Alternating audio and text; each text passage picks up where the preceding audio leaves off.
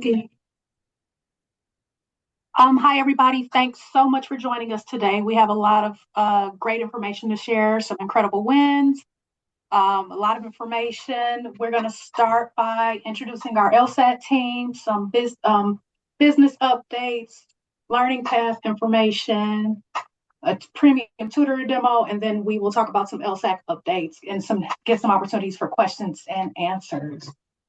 Um, so welcome. This is our agenda for the day.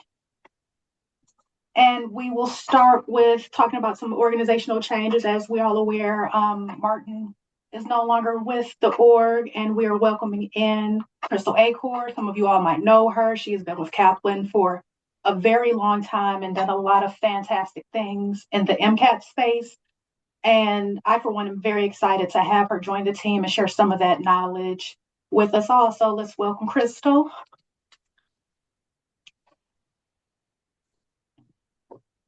So this is our LSAT management team. Of course, you have me. I manage in-person, live online, and tutoring. Crystal Acor, I just introduced this, is the new director of the college and STEM programs, which we fall up under. Kristen Major is the director of the LSAT product, and Glenn Storr is our senior management of content and curriculum, who is not here today, but John's going to fill in for him. Also, with additional support from our fantastic training team, led by Karen Hercules and Kevin, and Brandon McKenzie is joining us today as an executive director of products, and you've probably seen him in your weekly learning path videos on the bus. And next, I'm going to turn it over to Kristen Major to discuss LSAT business updates. Thank you very much, Tatiana. Hello, everybody. I apologize for being off camera. I'm still recovering from a surgery that I had, so I appreciate your patience. Let's jump into things. Thank you, Tatiana. First of all, thank you for taking time to join us today. The first thing I want to talk about is some industry updates that some of you may or may not be familiar with yet.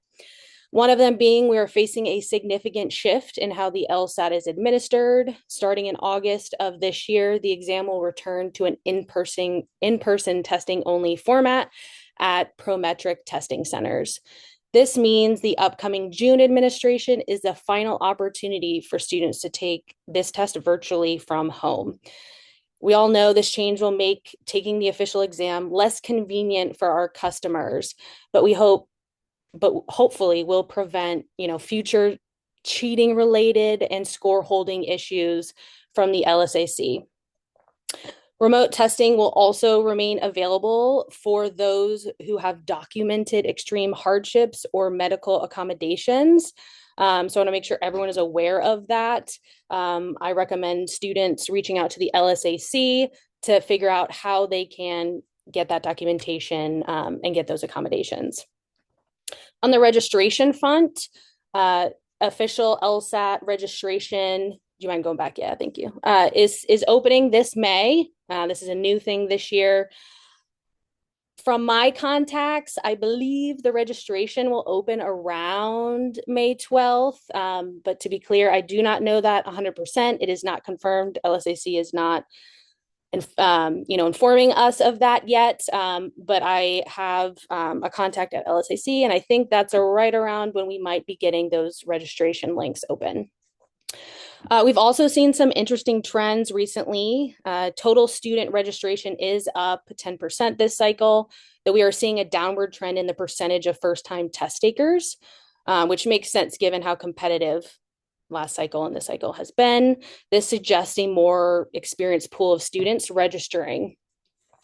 Additionally, LSAC is rolling out UI accessibility updates to Law Hub starting in the next cycle to ensure a more inclusive testing interface. The updated practice test featuring this new accessible interface will be released in Law Hub by May of this year. We don't have an exact date there either. All right, moving on, we're going to talk about the 2025 highlights. As you can see in the graph, we saw growth almost across our entire portfolio. Calling out some of the biggest wins in January of last year, we successfully launched our 170 premium tutoring product using Kaplan student data to build out requirements. Our tutoring business grew by 65% year over year with the addition of this guaranteed product, as you can see here on the screen. We also launched our formal Law Hub onboarding integration in January of 2025, which we've been working to get for many years. We also have migrated to ExamSim in September of last year. In this new testing interface, this enhanced UI allows us to provide a more authentic test-like experience for our students. Of course, everyone's aware that Irene Kim and Glenn Storr, with help from other team members, redesigned our comprehensive courses back in September for the first time in over a decade. That's a huge, huge, huge job and task, and it's a huge win, and we couldn't have done it without the both of them. And then lastly, small publishing decline year over year. That's due to us moving up a new edition release and moving to biennial new editions. Moving on to Q1 of this year, wanted to give you some live updates as we just wrapped Q1. We have launched our 170 or 10-point increase guaranteed course. That went live in November, but our first cohort started in January of this year. Even with that said, our tutoring products continue to grow in 2026. We are up 41 units year to date in our tutoring between private and premium. Comprehensive sales are also up 250 units overall. Obviously, calling out that maker prep sales are down, but that is the next part of the portfolio to be redesigned. So we plan to see that shift in the second half of the year. And then a slight decline year to date in institutional due to some existing institutional deals that have been historically in person, moving to virtual due to the ongoing war. And it caused us to have less enrollments for that institutional deal. Now we're going to move to talk about our future plans. What's happening the rest of 2026? What are our priorities? Looking ahead, our roadmap is focused on deepening the student experience through a few key pillars. Of course, continuous LMS enhancements, taking advantage of any opportunity we can to make our LMS better. And it's our new LMS, of course. The product portfolio, we are going to be, as I previously mentioned, a revised portfolio of our Maker Prep products later this year. These are specifically designed to provide high quality options for a more price conscious student. So it's a very important project we have ahead of us. We are going to give our admissions consulting portfolio a slight refresh to ensure we are supporting students throughout that final hurdle. And we are doing a course analysis. So the learning analytics and psychometrics team is currently analyzing our redesigned comprehensive course data from September to validate and possibly strengthen our average score claim for score improvement. And then lastly, we'll have updates for Learning Path later this year. For example, more tests like highlighting is in our future. And then moving on to the last slide. To wrap up this segment, I wanted to talk about how you, as our expert faculty, are the boots on the ground for these goals. All the platform upgrades in the world truly don't matter to our students without a great classroom and teaching experience. So your ability to deliver high quality, engaging classroom experience is what drives our student satisfaction. When you help students achieve score improvement, you directly impact Kaplan's market appeal. Your success in the classroom allows us to go to market with confidence, with verifiable claims that attract the next wave of students pursuing a legal career. And then finally, everything we do, every single one of us does, centers on student success. So by driving engagement with the new tools like the new study calendar and performance tracker that we'll see later, You help ensure that students aren't just doing the bare minimum, but are putting in the work to achieve the outcomes they need to get into their dream law schools. So thank you for being the bridge between our product strategy and students' results. Let me pass it on. Thanks so Yeah. much, Kristen. Next, we're going to have Brandon McKenzie take the screen and go through a learning path migration demo for us. Yeah, and the first slide here is going to actually just directly build off what Kristen just exited with. So we can just hop into that first slide here. Yeah, Kristen's right on the money here. I think when you look at a big business and you see like the financial reports, I'm not sure how many of you do that. Sometimes it's very hard to connect how a business is doing versus the job that the business does. So what's Kaplan's job to be done? We sell test products, and the products for our students should help them get a better score. And I think we're in a very privileged position that the company's product strategy aligns with student needs here. So as Chris was alluding to, so much of what has driven growth in the last year has been the introduction of these score claims, guaranteed courses, which would not have been possible unless teachers first drove those score improvements. So I don't have that many experience with big companies, but when I look at Kaplan and I look at the product lines with its MCAT, GRE, GMAT, LSAT, I'm very happy that there is product alignment with, I guess, the vertical integration would be the proper word for that. So that's always very exciting. Let's just double down on that for a moment here. So the product strategy for, I guess, I would say the college STEM segment is to focus on engagement. So we got like three metrics here. You got driving engagement, because we know that the more students engage, our psychometric studies say that students get higher scores. There's a positive correlation between questions completed and questions reviewed and score gain. And if we are able to get students to do enough questions and properly review the questions, we get the score gain. And if we get enough score gains, that's where we can turn these into marketable claims, whether it's a 170, 10 points, etc. Now, I want you to zero in on this engagement piece because it's pretty much more than just content. It's more than just what's on a slide, how a question is authored. It is the whole experience, whether that's like signing up, like how is the website working when you sign up for a course, or how does the learning path decide what to do next? All of these things come into the student experience to drive them or produce friction for what they can do. My point here is that we're looking at this from a product perspective now, not so much a content perspective. And the biggest shift here is going to be looking at metrics. So there was a great question that was asked to me like years ago when we launched a new course from the product. It was like, so why is this new product better?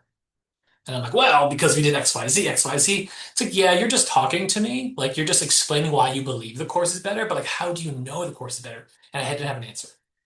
Fun fact, when we ran the numbers for the recently redesigned on-demand course that launched in May last year, you look at the 30 and 60-day metrics about how many questions and how many activities students are doing, it's up. So whatever y'all did, so Glenn, Irene, whatever you did with the new interactive learning modules back in May last year, it worked. And that's pretty much the big thing here. So we can go to the next slide. When we're talking about learning path migration, we're having the same really strict goal setting here. Why are we migrating is the purpose of this slide. Are we migrating because we were told to, or are we migrating because we really believe that this is a better experience for our student? And it's the latter. But then the question to ask ourselves is, okay, just because you believe it's a better experience, how do you know? And that's where we're getting to this engagement metrics. So what you're seeing here is simply the goals. So looking at last year Q2 engagement metrics within the first 30 and 60 days, that's the dark blue charts. So you can sort of see 30, 60, 90 days. On average, students did 433 questions within the first 30 days, 726 questions after 60 days, etc. Our goal is to beat that by 5%. Spoiler alert, you guys, well, I don't want to spoil it. We'll find out what we do, but I think it is actually have a very high chance of beating this based on the historical new editions of the LSAT course that came on last year. And now, why do we believe that this could happen? Well, in the next couple minutes, we're going to be walking through some of the features of the learning path. We have guided prep now. It's no longer an a la carte menu of students self-selecting their resources. It is now an integrated linear learning path that takes out of the guesswork, takes a lot of the guesswork out of the student's experience. So it's like, what am I studying on Wednesday night? We are you know, because we're going to tell you, and it's automated. From there, we also have more actionable insights. We have an improved performance page, and then an improved activity library. And I think we can pivot here. I'm just going to do a quick demonstration. I do want to say, I guess in the chat, we launched 3 videos over the past month and a half through the Buzz. Throw me a, do you guys still do this on LSAT? Throw me a 6 in the chat if you watched some of those. Nice. Yeah, so great. If you threw some 9s in there, that would like, I think what I have to say is I don't have to go that deep into this. So I'll spend like a minute doing, 2 minutes doing this. But Tatiana, can I take over screen share? Did I do it? Yes. Okay. So there's a couple things I want to show you. The first thing I want to show you is something that was intentionally built to introduce friction for a student's experience. As you know, the LSA, or we license LSAC material from the LSAC within our courses. So if a student doesn't appropriately link their accounts, they can't access the course. So I just want to say this right out of the gate. If a student sends you a screenshot of this, that's intentional, it's designed this way. That just means that they haven't appropriately linked their account to their CAP test account. And Chris, and correct me if I'm wrong, you are the person to reach out to, or do we have a different SOP now? The student should reach out to customer service who can resend the linking email for them. I should have read the screen. Yeah, it's right there. Thank you. Cool. Just want to start with that. And then very quickly, just to set up John, because John's going to walk through some of the features here, or rather some of the design here. Learning path is essentially 2 pieces. There is a path, the learning path, or the calendar, and then all of the libraries. So the path is the calendar. As you can see here, there's an instructional order that takes a student from today all the way up until test day, scheduling on every hour of their prep based on our instructional design. And without spoiling too much, our instructional design is based on psychometric data to produce score change. But John will get more into that. And as you can see here, from now up until whenever I set my test score, but I guess I did the 14th of June. So from now until test, it's all scheduled. Activity library. This is the second piece here, where what about all the things that don't fall into the calendar? What happens if a tutor or a teacher wants to make a particular recommendation for a particular student? Well, the activity library gives a student access to all of their material in an easy to find method, easy to find platform tool. You can do some filtering by type, filtering by topics, but as a lot of you said, if you were watching the videos, you'll know all about this. But I just want to give you a quick recap before John jumps into his design, because they have a learning path, calendar aspect, as well as an activity library aspect. So I'm going to stop sharing here and throw the mic to John. All right. Thanks, Brandon. Hi, everyone. I'm John Evans. If you don't know me, I am an LSAT content manager. I started as a teacher, so I just want to echo, what Kristen and Brandon have been saying, that, I really think that teachers are the most important part of Kaplan. I mean, how can we have what we do without you? So, thank you for doing that. We can go to the next slide. I think the learning path demo is what we just looked at. Okay. So I'm going to be talking about the instructional order. I'll use the phrase instructional order because it's the learning path that a student gets, but it's like lowercase l, lowercase p learning path. And first, I'm going to talk about what is in the instructional order, like what are all the things that a student could see in their calendar. Then we're going to look at how we organized it, and then we're going to figure out why we did it this way. So the first thing is I'm going to be talking about the instructional order based on the on-demand experience. This was a huge redesign from last year, the 2025 syllabus, and it's all of the pieces that you have seen here that you're already familiar with. So there's a very short onboarding segment, but very important, of course, with the diagnostic test. There's the core lessons. The core lessons are designed so that they're all based around a specific learning objective. And those learning objectives have 3 activities. So all of them have prepared videos, all of them have interactive practice, and some of them have perform quizzes as well. We're going to be adding perform quizzes as we go along. And I'll say more about this as we go forward about having the experimentation mindset. I think we lost the slides. Bringing it back. We're just updating it. 1 second. Okay. Um, so after that, there's the review quizzes. Currently in study plan, which is the current learning management system that we use, LMS. Those were embedded into the core lessons, but now you can go back one slide, please. Now we don't have to have them in their own thing. And then the last very familiar assets that you'll see here, very familiar activities, the mastery quizzes, timing sections, and full-length prep tests. So these are all the things that a student will see in their calendar that's in the instructional order. They'll also see, if they're taking it live online or in person, of course, they'll see their live teaching sessions. But right now, I'm going to talk about this again from the on-demand perspective. All right, next slide, please. Okay, so that was what is in there. Now, how did we put it together? So there's three main chunks here. The first two, as you see here, are the most important. So the first one is what's listed here as the minimum syllabus. This is what is required for a student to get their basic high score guarantee. And it's 75 hours of instruction. And remember, this is on demand. So if they have live teaching sessions, either that would be additional hours that the student will need to put into their calendar.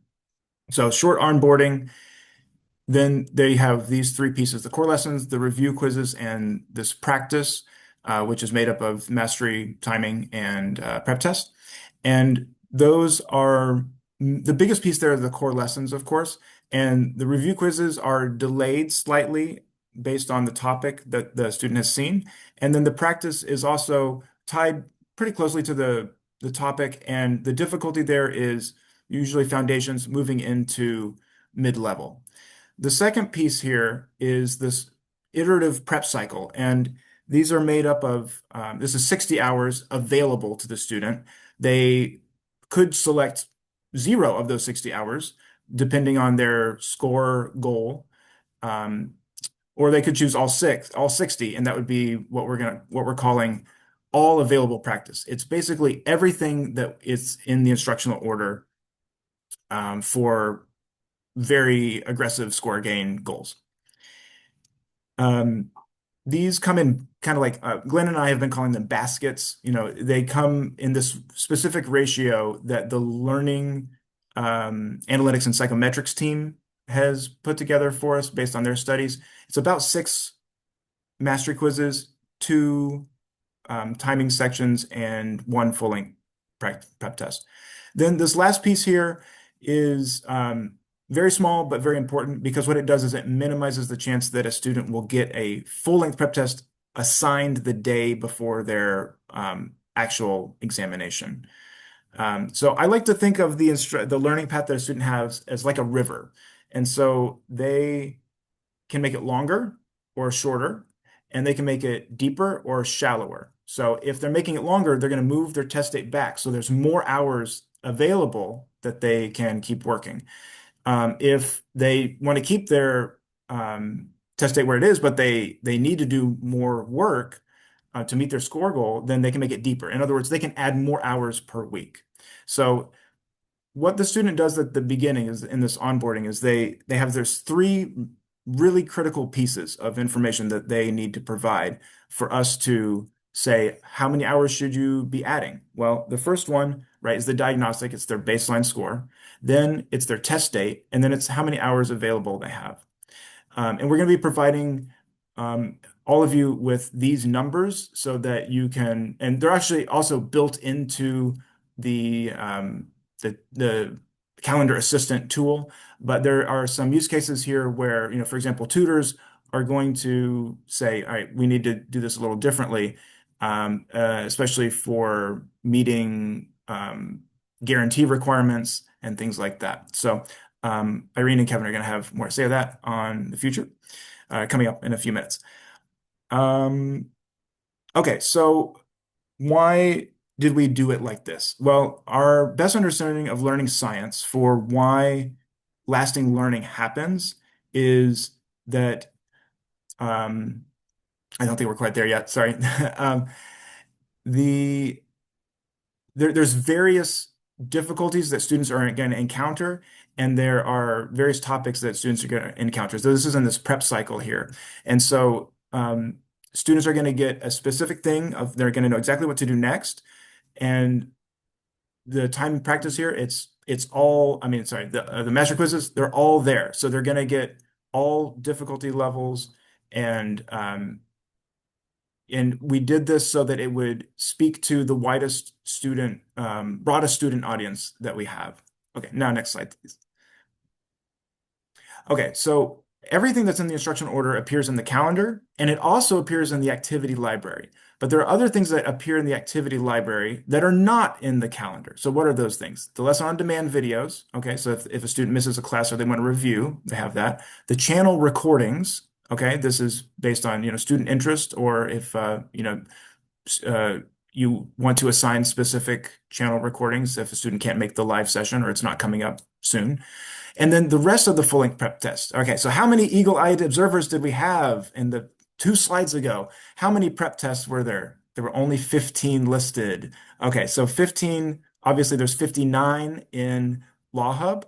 So why were there only 15 in the calendar? Why are there only 15 in the instructional order?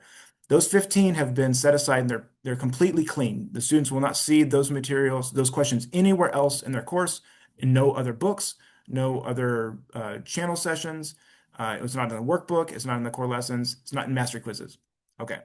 So, and these are all organized by filters as Brandon demonstrated earlier. Okay. And so anyway, we're really excited to see how this all turns out. And, this is based on many years of experience, but again, like Brandon was saying, it's kind of like, show me the proof. So as we're going into this is our, version 1.0 of the instructional order. And what we're hoping is to do many experiments. There's a lot of improvements that we want to make, a lot of things we want to test out about moving things around, other tools we can have, other engagement boosting assets. So as we do that, this is kind of a living document, this instructional order. And so we're excited to see what we can do and how we can even improve it more. I think we're next slide, and I think it's handing off to, yeah. All right, so I'll turn it over to Irene and Kevin. Thanks, everyone.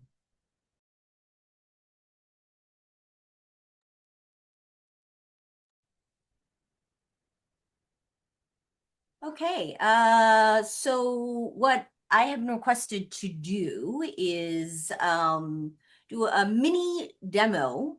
So this conversation that Kevin and I are going to have is not expository. It's not intended to be instructional on how to use the calendar, etc.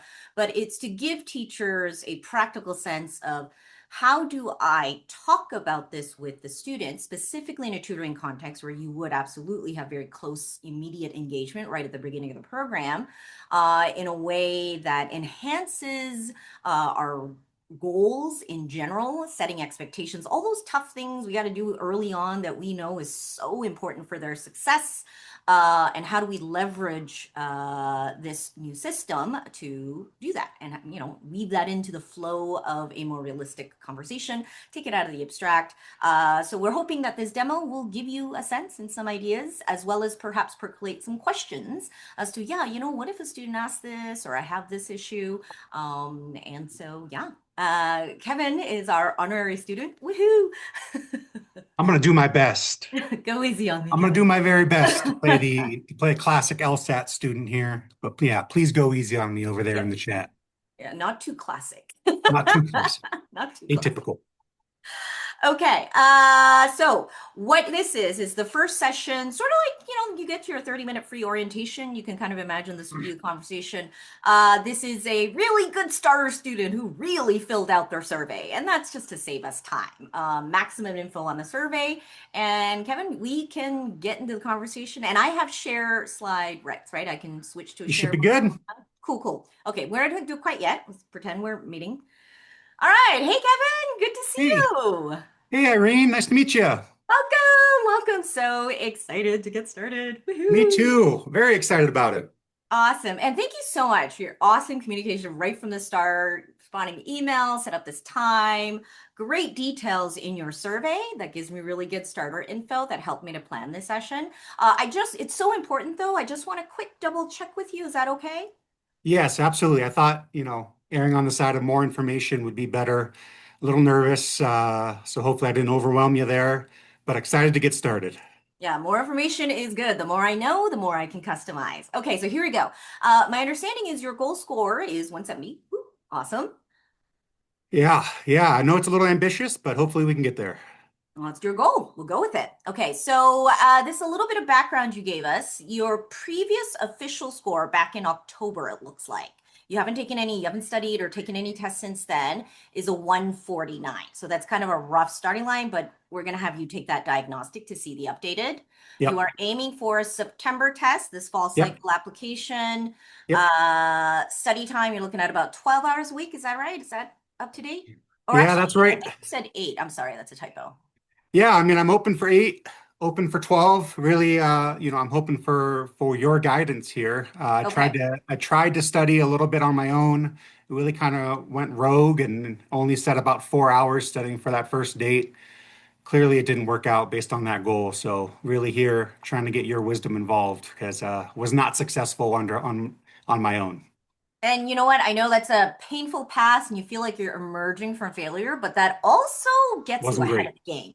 It gets Yeah. you ahead of the game because a lot of the times when people start the LSAT, they have no experience. Like we actually have to spend a lot of time kind of setting new expectations because as you painfully discovered by yourself, the LSAT is very different. The way you got to Yeah. study, what the amount of work it takes, and how you set things up.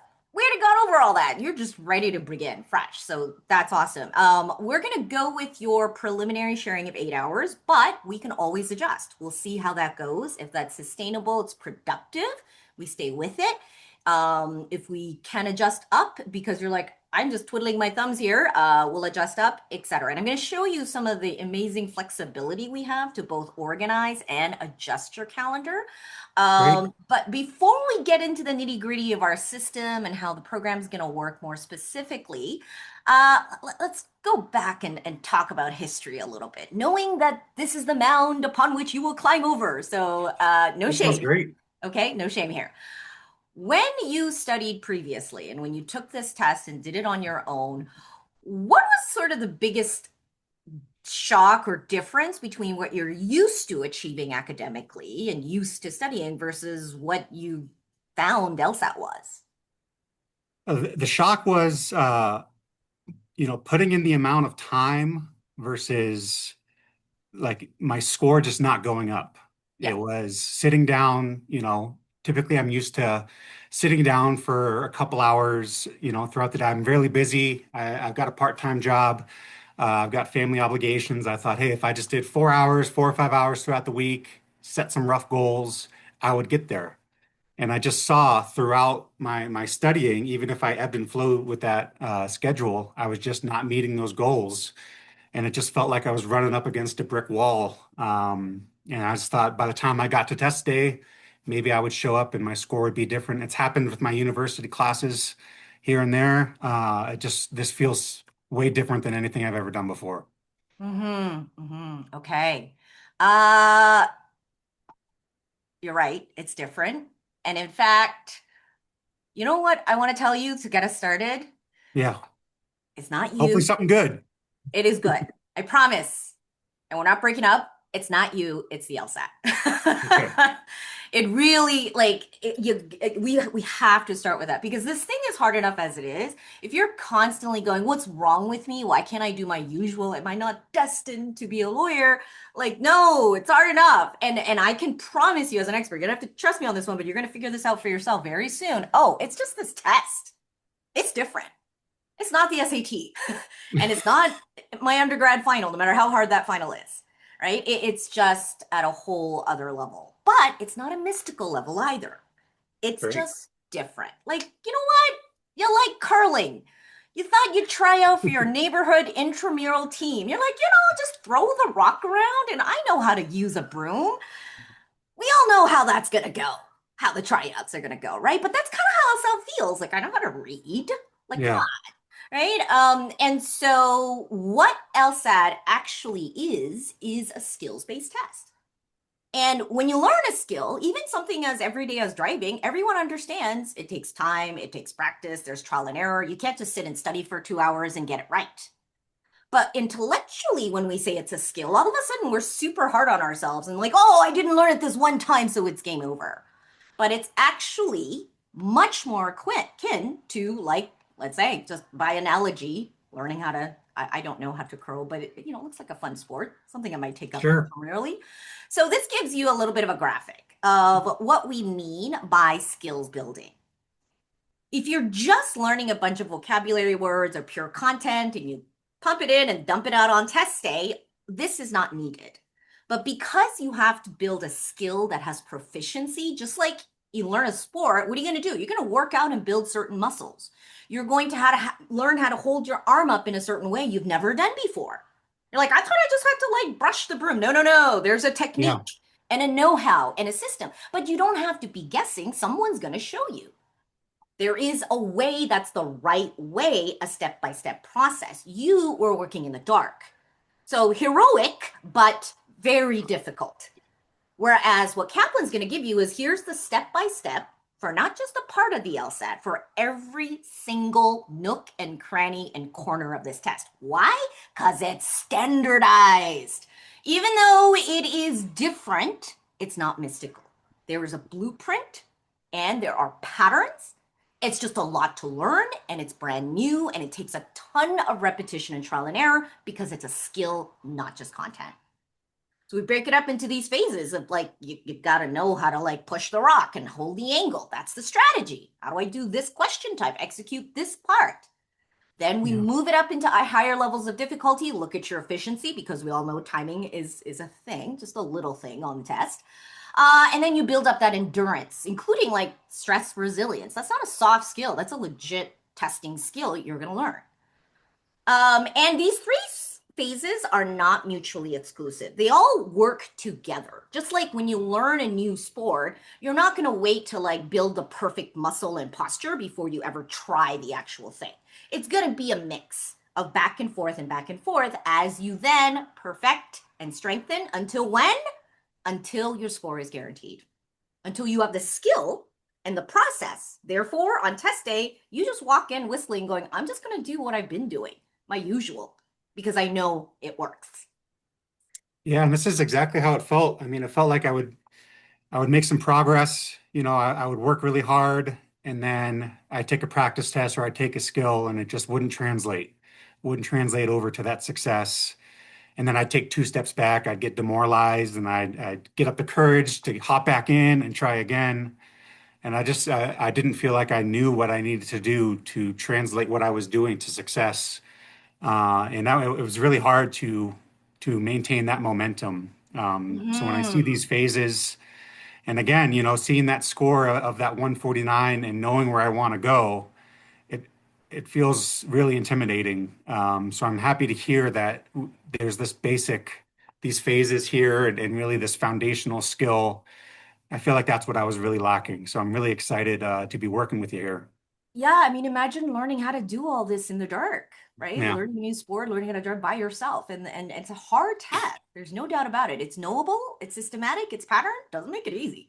yeah. Right? And let's talk score improvement, right? Notice like why do I have this cutesy little pictorial here? It's just a analogy demonstration of it's not a one-to-one correlation. With every skill I learn, with every each new content, I get an extra point. No. You've already experienced that. It is a threshold thing where I build my skills up to a certain level and then I start to see more increase. I build to the next threshold, more increase. I'm going to show you in just a moment how the LSAT system, the Kaplan system actually accommodates to these threshold increases, and how you can track it so that you can have a much more realistic sense of where your skills are at versus, okay, what can I expect in terms of point increase and what's my next step? So I think this is a good point to transition into the calendar. What do you think? That's great. Yeah, I was really excited to see that when I hopped in before this session. It was something I had to do myself kind of come up with my own tracking, kind of come up with my own way of thinking how to progress. So when I saw this, I was excited to sort of get into some of these numbers. And then, knowing that we have these tutoring hours, I was looking forward to really talking about this and getting your advice about how to best use this to be successful. So I know you're onboarded. You have entered in your preliminary stats of a September test, 8 hours a week Yep. at a starting line of 149, though that may be updated with the most recent diagnostic. And don't be intimidated by it. The more up-to-date info we have, the more streamlined and effective the plan will be. All right. It's a whole Got it. point of customized to where you're at. There is no standard to be at. Where you're at is the right place. So Great. what this does is I'm showing you a sample of what your account looks like right now. And as you can see, today is your first day, right? And this outlines the assignments. You wonder, like, how were these assignments decided? Like, what are they for? And they are at what I just introduced you in the broad sense. They target mastery, understanding, basic foundational know-how. Then they push you up into, all right, let's up the proficiency. Let's try some time drills. Let's review, see if you remember what you learned, and then incorporate gradually, but sooner than, after, like, you don't have to wait until you've mastered everything. We start to bring in time practice simultaneously, and the assignments cycle accordingly. One of the things Great. that you may not have done yet is this. So if you go into your second day, you'll notice this calendar assistant. Calendar assistant. Okay. And this is what we're going to update with your most recent diagnostic. We're going to go with the number that you have for now, 149 as a way of demonstration, and have your goal as 170, right? And then we've got our test date calculation, which takes us to September 12th. And as you can see, what this is, so these are the numbers, because you're like, okay, how long is this going to take? Is it enough? And so this gives you a sense of the numbers, and it's recommended. You're right on the money, 8 hours a week. It's a total of about 170 hours, and I'm not sure if you're aware, but your score guarantee is also at 169. So this is a little tip above. Okay. Right. That's good to know. Yeah. It's that means that you cover the work that this calendar recommends, and it's going to cover your guarantee as well of all your requirements. I mean, those two, they're not similar by coincidence, right? That it was designed to get students to this level. And if you're wondering, good future lawyer that you are, Irene, where do those numbers come from? Did y'all make them up? I'm curious. Yeah, absolutely. That's a big number. So yeah. Glad you asked. That's from data. So we have the advantage of thousands of Kaplan students historically and all the work they do and all of, what they score they achieve. So what you're looking at is for Kaplan students who started at 149, the median number of hours that they took were about 170 to get to 170. So it's median, meaning like it's not a 100% unanimous, of course, right? We're talking about a bell curve, but the likely sort of range is the 170, and that's what this calculates for you. Now, here's the thing. Oh, okay. Yeah, once you have this, then we can actually go back and adjust our calendar settings. You originally had availability at 8 hours a week. Yep. And a completion date September 12th. Notice that that's at 176. We are actually at a higher number than that statistical median of what it takes. What that means is you're in a good place. Okay. Right? So you're hitting the requirement numbers, you're hitting the median of our data for generally those who improve at that range, and this calendar is going to be slightly above that, so we're in good shape.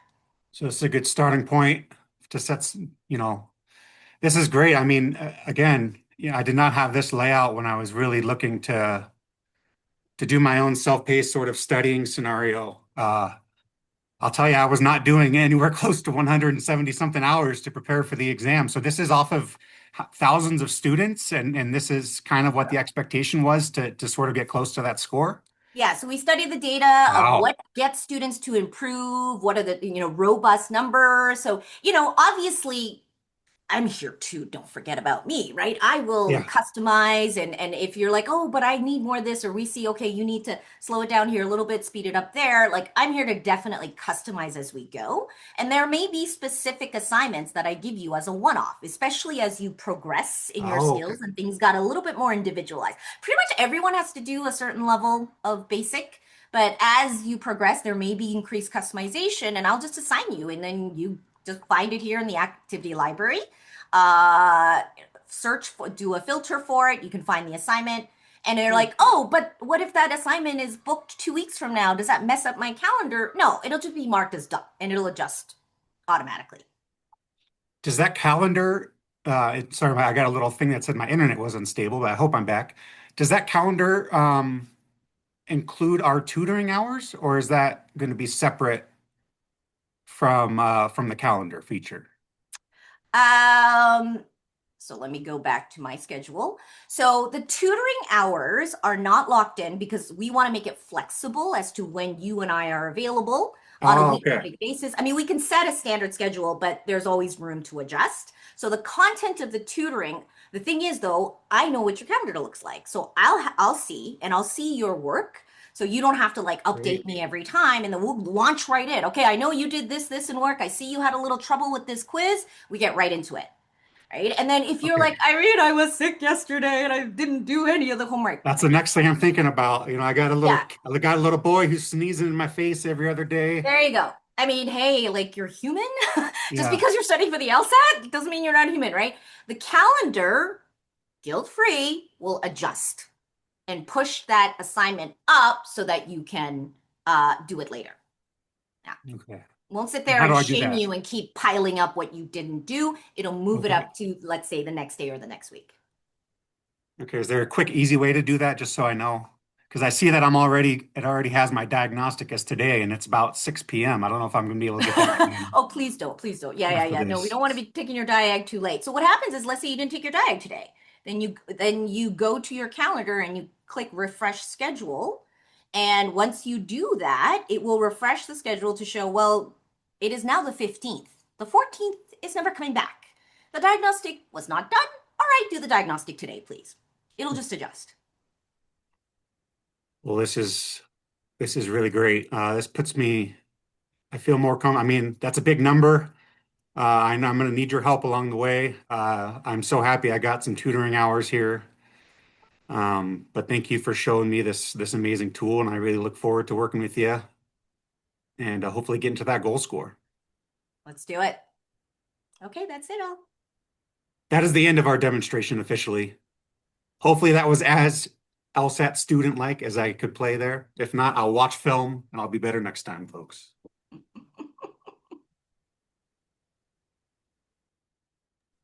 Thank you, Kevin. You're a great sport. That was awesome. Thanks Irene, so you're much, amazing Irene as well. and Thank Kevin. you, Irene. We got two more sections, Tatiana. So I'll back to you.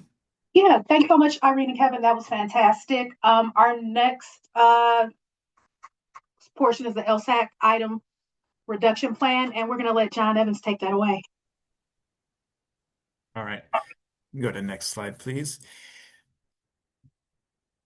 As you saw in that amazing performance, and you know that LSAT students are usually very aggressive in their score gain goals. And it is possible, but it does take a lot of work. It does take a lot of hours.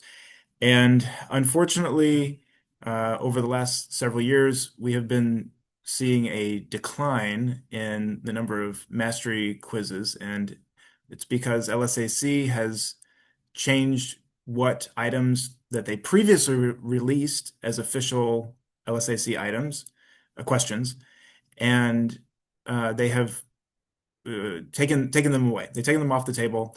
Thanks for the yeah. Um, and everyone's unhappy about this. I guess the silver lining a little bit is that it's for all the major test prep. No one can have access to these. It's not just Kaplan. So here's a little history of this. We had 240, and then they took away logic games, and then we were down to about 180. Then there were 90 items that we don't know the exact reason why they removed them, but we think it had something to do with test likeness.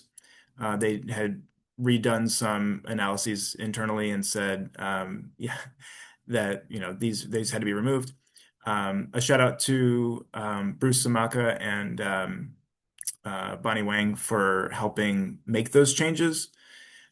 We were able to kind of recombine things and shorten a few of the LR quizzes and recombine some RC mastery quizzes so that we remained about 180. The biggest cut here is the one that is upcoming officially in June 2026, but to get ahead of that so that we didn't have major curriculum changes in the middle of the 170 guarantee course, maiden voyage there, was that we went ahead and just took away all of the items that were no longer available to us. So this was prep test 1 through 18, 21, and 23. If you know how Kaplan has organized their mastery quizzes, it's basically prep test 1 through 33 were what we mainly pulled from to create the mastery quizzes. So they were taking away the bulk of that. It was over 1,700 questions. And so to combat that, we went back, we did a full audit of all 6,000 items that are available to us, and we reorganized them, and we made some space, and we pushed things around, and we're able to claw back basically double the number that we had before. So it's 61 LR quizzes and 30 RC mastery quizzes. So we're still, and we have plans to do more. There's some other plans that we have to increase the number of like just the amount of work, because we always want more so that students have more available to them. And this will also help hopefully with future additional personalization. So thank you.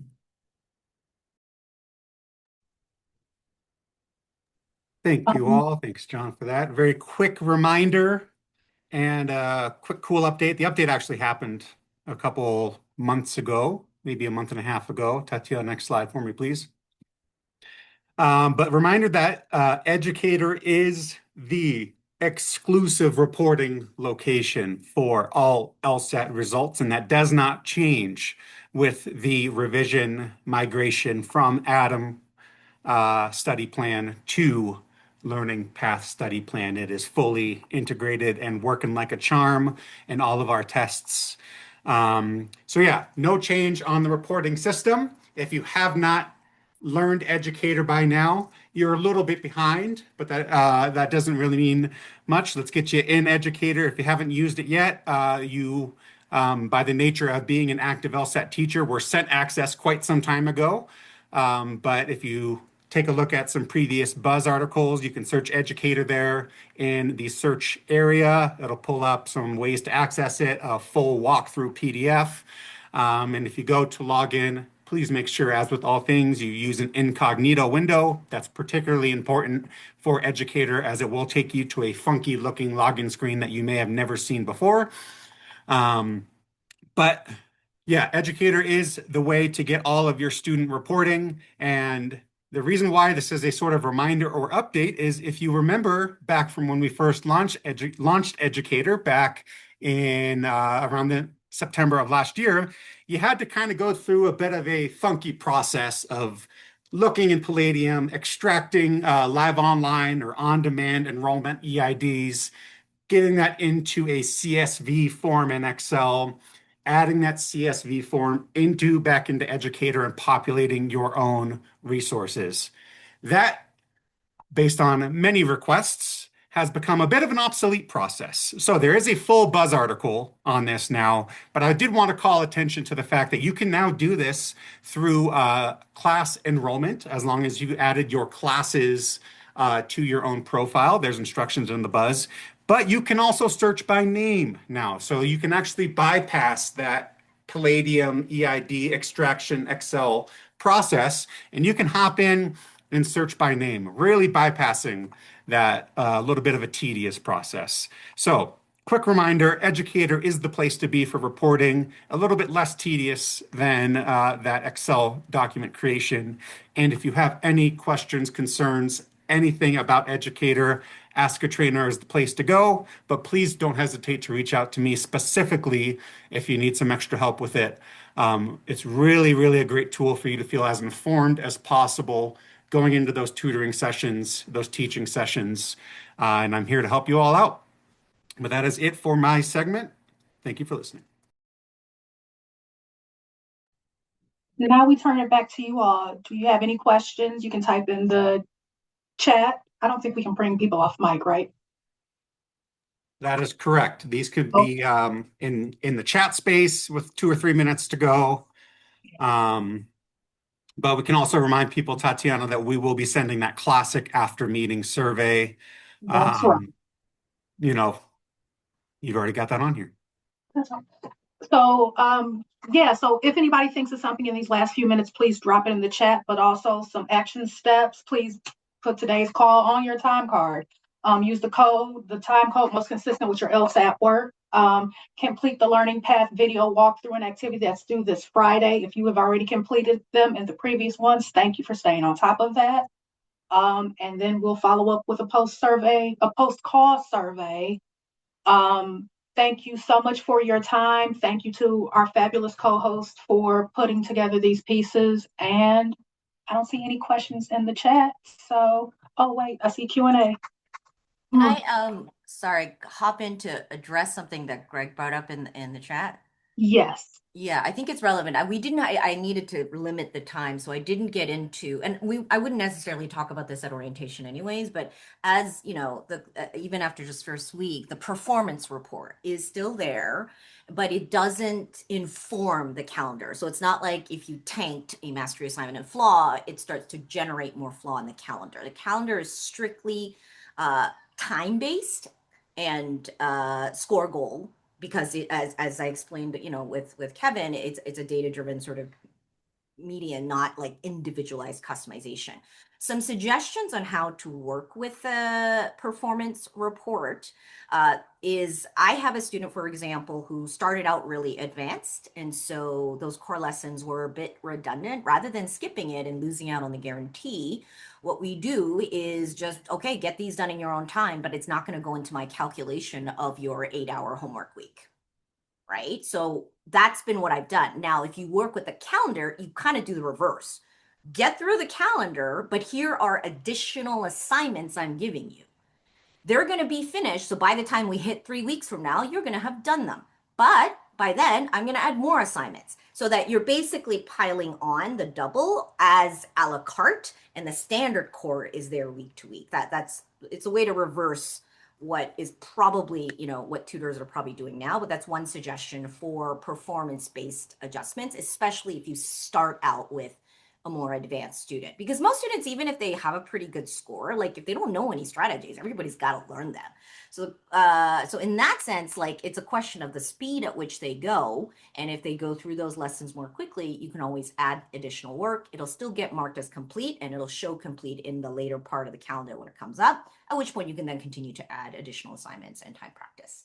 Does that make sense?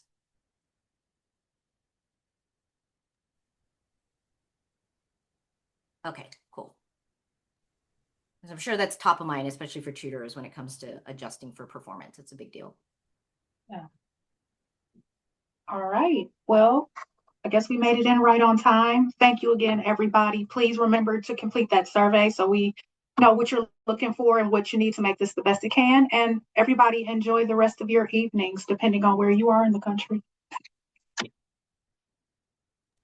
Thank you. Bye, everybody.